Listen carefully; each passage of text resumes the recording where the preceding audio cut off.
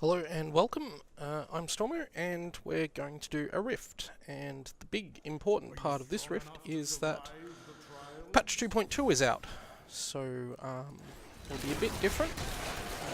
Just collected all my seasonal stuff, which I should have done a little while ago but I forgot, and I've spent my blood shards too, which means that I won't be leaving blood shards lying around at the end of the rift today. But yeah, I looked at patch 2.2 a little while ago.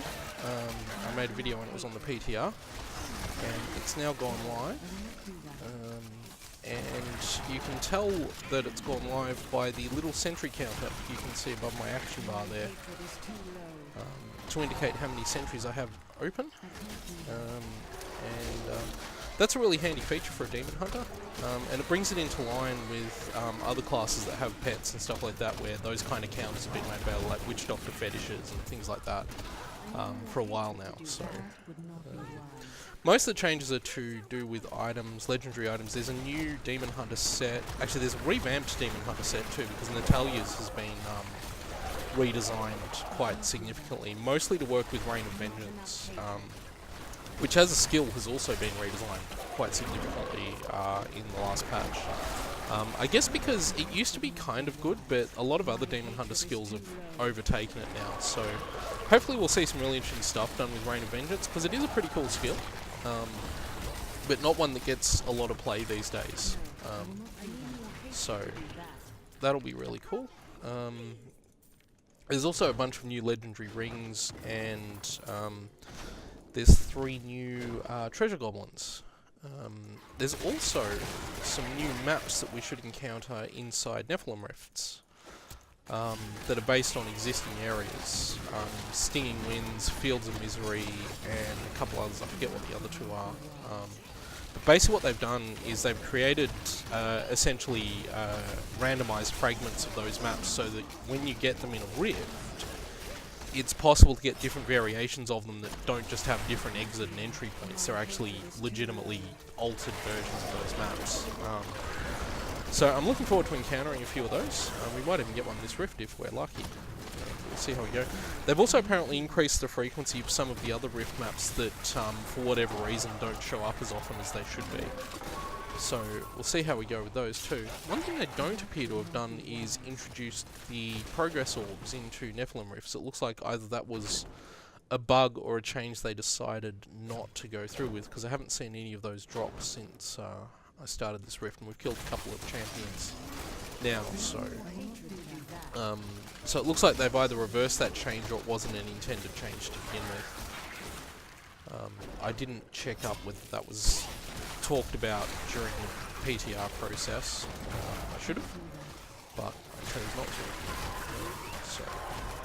Mostly because I was focusing on developing a seasonal character. I did alright with seasons. Didn't really progress as far as I want, because I ended up playing other games and just didn't have the time to put into it. So I'm not sure how much more time I'll do with seasons once Season 3 begins, which I think is going to be later this week. But I'll probably do enough to get the level 70 achievements and stuff like that, because those are always worth it, and the rewards stick around after the season ends. So, and it's not that much trouble to level a character to 70. Especially not if you're using adventure mode and high difficulty levels and stuff like that. So yeah, what else has changed? Oh, that's right, there's a bunch of new bounties too. According to the patch notes I was looking at just before I logged in, there are 24 new bounties, I think. And there's a couple of different ones. There's now some exploration bounties, which I haven't tried out. They weren't on the PTR when I was looking at it a while ago, so I don't know much about how they work.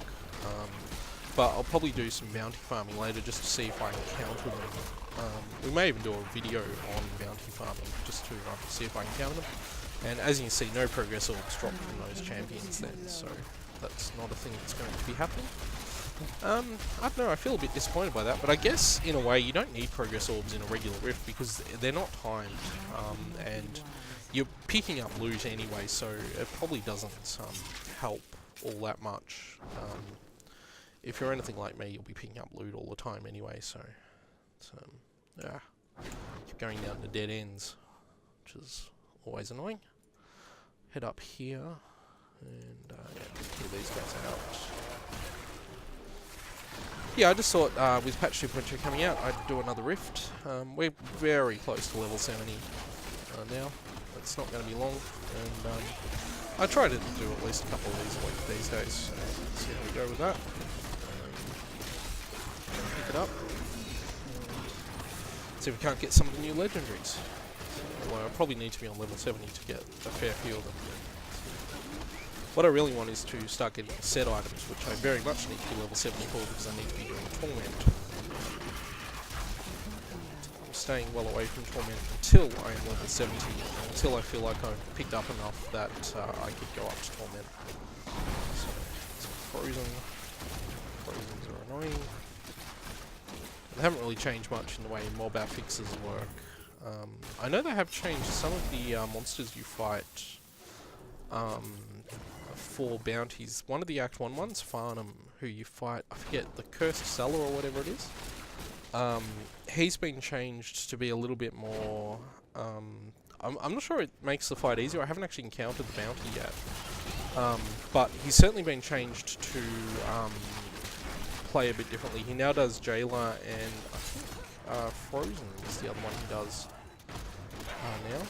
And a couple others are like that too. The Skeleton King's been changed to always drop a version of the Oryx Crown, which is an interesting choice. The first time you kill him, that's basically his reward for the first kill. So if you're playing through the story mode the first time, or you've reset the story mode rewards, you'll see that drop off him the first time you kill him. So for most people that'll be a very low level item. But apparently it's an improved version of the Oryx Crown too, so I'm interested to see what they mean by improved version, whether it's just changed from the patch or whether it's different to the regular one you can get as a random drop. Right, let's see how we do with that. Pull these guys out. Get up here. We may not even get to see another level, unfortunately. I was sort of hoping to, but as these things tend to go, it can be difficult to do that. This helps me put my sentries out. You may see I change up my builds, depending on how Rain of Vengeance plays out for Demon Hunt. You may see I change up my builds coming time. We got Frozen. No big deal. We're not playing on Torment, so it's not really a life-threatening situation it could be. Frozen again. Some health orbs. These guys now.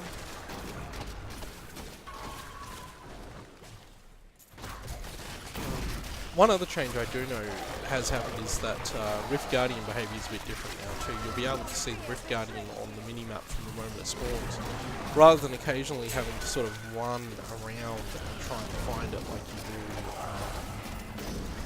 in the older previous patches.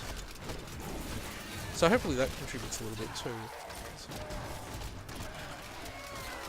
Just one of those quality of life things. Speaking of quality of life, that was the other thing that changed, is that there's no longer health potions.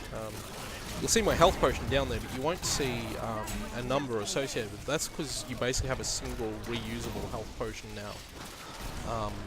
And the health potion drops have been removed from the game, which I think is fantastic, because they're just the most annoying thing to pick up. Because, especially if you have one of the legendary potions and you just end up, like, vendoring all your health potions. Now everyone has a health potion, and you don't have to end up vendoring them, and you won't end up with an inventory full of stacks of them as you go on. So as we keep the Rift Guardian, I'm going to try and get that ball. There we go. So that will help a lot. Bonus XP. So we haven't even leveled in this. I think I'm probably going to end up leveling when I turn the quest in after we get back to town though, so seems the most likely scenario at this point. Just get these guys out. Get this guy out. It's Raziel. So, not one of the harder Rift Guardians.